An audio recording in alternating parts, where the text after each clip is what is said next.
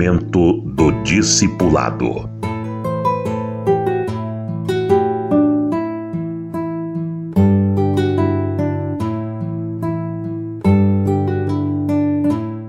Ajudando as pessoas a superarem suas falhas. Nós estamos falando sobre o discipulado, e discipulado não é só na vida cristã, discipulado existe na vida como um todo. Quando a criança vai para a escola, ela vai ser discípula da professora, e é muito comum a criança valorizar muito mais a palavra da professora do que da sua mãe. Isso é muito comum acontecer. Ela vai ser discípula da professora. Na vida, o sujeito que quer trabalhar, ele vai fazer um estágio, vai ser ajudante de um profissional para aprender com ele. Ele vai ser discípulo daquele profissional no trabalho.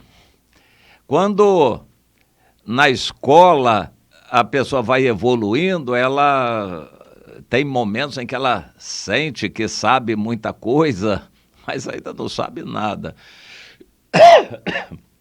É só olhar para frente para ver o que ela não sabe. Mas quando chega no nível superior, a pessoa quer fazer uma pós-graduação, aí na pós-graduação ela se reconhece pequenininha, ela volta a reconhecer que precisa de um orientador. E a maior alegria que um pós-graduando tem é achar um orientador bom que tenha interesse, porque nem todo orientador tem interesse. O cara é bom, mas tem que ficar aos pés dele para conseguir alguma migalha de conhecimento. Mas quando é um orientador bom e se interessa, é a sopa no mel, é a coisa boa que acontece, porque a pessoa vai sentir segurança em ser um discípulo daquele orientador, naquele assunto. Isso aconteceu comigo, tive o melhor orientador que todo mundo queria, por alguma razão Deus o fez me querer e foi bom demais. Aquilo foi um tesouro para mim, uma etapa maravilhosa na minha vida, em aprendizado. No cristianismo, nós estamos querendo discipular as pessoas e o objetivo é levar essa pessoa a amar o Senhor, a querer praticar a vida cristã, a se esforçar e se dedicar. Isso é o sucesso do discipulador. Qualquer cristão que conseguir transmitir esse zelo, esse amor, essa dedicação para o discípulo, pode se considerar muito bem sucedido. Mas se ele não fizer isto, o discípulo vai prosseguir a vida de qualquer maneira. Muitos deles nem vão se afastar do evangelho, vão ficar na igreja como crentes, como aquele monte de crentes que só enche a igreja e que não são capazes de fazer nada. Eles não levam o evangelho para frente, não evangelizam ninguém, eles só são peso, mas enchem as igrejas. Então, se não discipular direito, a pessoa pode ficar na igreja, mas vai virar um crente assim de qualquer jeito, que só enche igreja. E é ruim, nem é o que Deus quer e nem é o bom e o necessário. O interessante disso tudo é que existem pastores que gostam disso.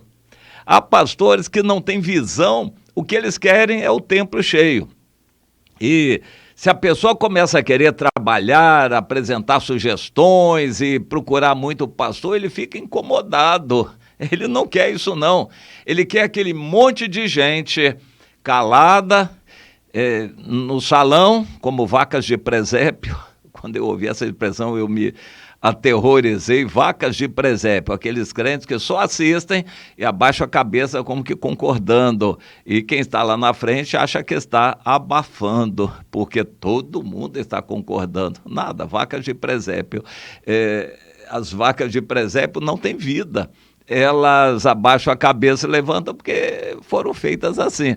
Mas é triste essa situação de crente desse jeito. Não é o que Deus quer. Deus manda a gente discipular ensinando a praticar, a ter zelo, a orar, a buscar o Senhor, a evangelizar outros, a buscar o poder de Deus e dedicar-se à oração. Nós temos que transmitir este zelo para o discípulo. Bom, mas nós vamos encontrar uma realidade. Cada discípulo é diferente do outro. Não podemos ter um método, digamos assim, um G12, um método, né? Seja lá o método que for. Se tem G12, até porque já é ultrapassado. Mas não podemos adotar um método para discipular todo mundo. Não existe método para discipular todo mundo. Cada pessoa é diferente da outra, precisa de amor, de dedicação, de supervisão, de acompanhamento, verificando as falhas, disciplina.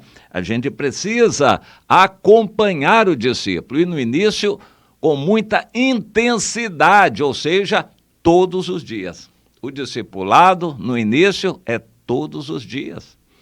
Nós precisamos acompanhar o discípulo com muito amor e intensidade no início.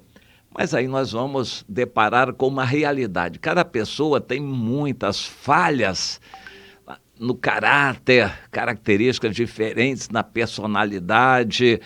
A pessoa está daquele jeito.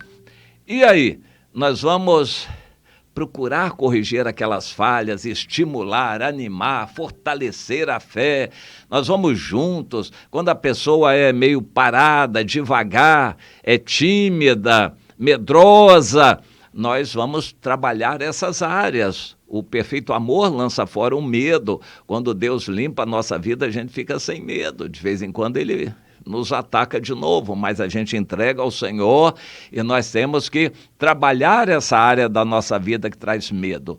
A ansiedade é um mal generalizado nestes tempos em que vivemos. Medo do futuro, insegurança quanto ao futuro. Nós temos que tratar isso. Entregue ao Senhor o seu futuro, descanse nele e aproveite muito bem o dia de hoje. 1 Pedro 5,7. Lance sobre o Senhor toda a sua ansiedade. Sobre o Senhor. Não é sobre o psicólogo, não. É sobre o Senhor. Toda a sua ansiedade. Vamos ensinar isso e vamos partir para frente, para viver. Não fique preso na sua ansiedade, não fique parado por causa da sua ansiedade. Entregue ao Senhor e vá fazendo o que tiver que fazer no dia de hoje. Nós vamos trabalhando o discípulo em todas as áreas. Quando ele é, assim, muito tímido, muito voltado para dentro de si, nós vamos ter que puxá-lo, forçá-lo a falar com pessoas estranhas. Isso é excelente, sair na rua, distribuir folhetos e falar do Evangelho. Como método para obter resultados, eu não acho muito bom não, mas foi o que eu pratiquei numa boa parte da minha vida e aprendi muito. Eu era muito tímido, além de frustrado, complexado, uma série de dificuldades que eu tive. Não digo que hoje eu venci a timidez, que eu virei extrovertido, não mudou da timidez para a extroversão, não. Mas, pelo menos eu me considero aproximadamente normal com relação a isso. Quando eu falo empurrado. Eu não falo por vontade de falar, nem ficar falando para desabafar a minha fala, não e não. Eu, com facilidade, consigo ficar quieto. Um dia inteiro, sem falar, eu consigo. Eu não sou falador, falo muito, mas não sou um falador.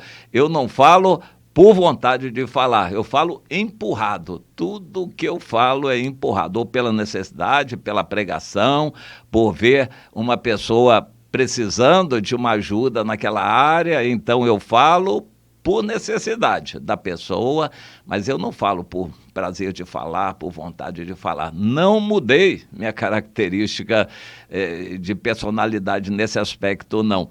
Eu era muito tímido, hoje consegui vencer grande parte dessa timidez.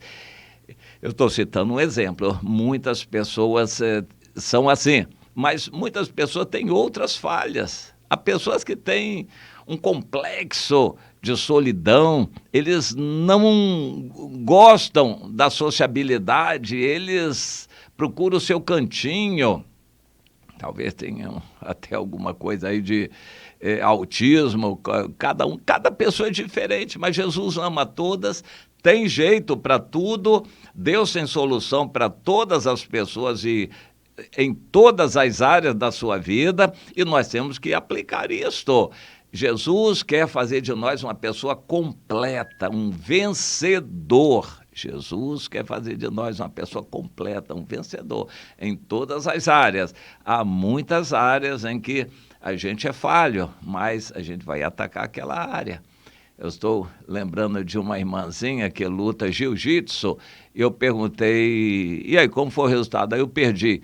Mas perdeu por quê? Porque tem um jeito ali, uma área em que eu não sei sair de uma situação. Eu disse, então vá treinando mais essa área em que você é mais fraca e Deus vai abençoando. Bom, isso é na vida de cada um de nós. Todos nós temos muitas áreas falhas na nossa vida.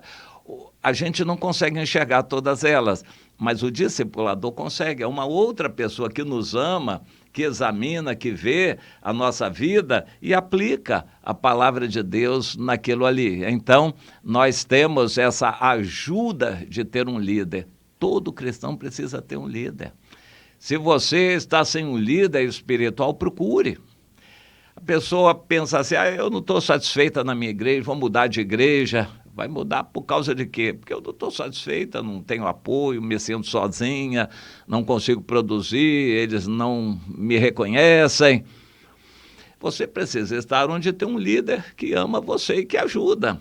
Líder, isso é importante. Você precisa de um pastor pessoal, um pai espiritual, uma mãe espiritual, uma pessoa que ajude você, que acompanhe você e a quem você reconheça como autoridade da parte de Deus. Essa pessoa vai ter uma visão melhor das suas falhas para poder ajudar você. Bem, esse é o trabalho de um pai, de uma mãe, na educação de filhos. Qual é o pai, qual é a mãe que está fazendo isso?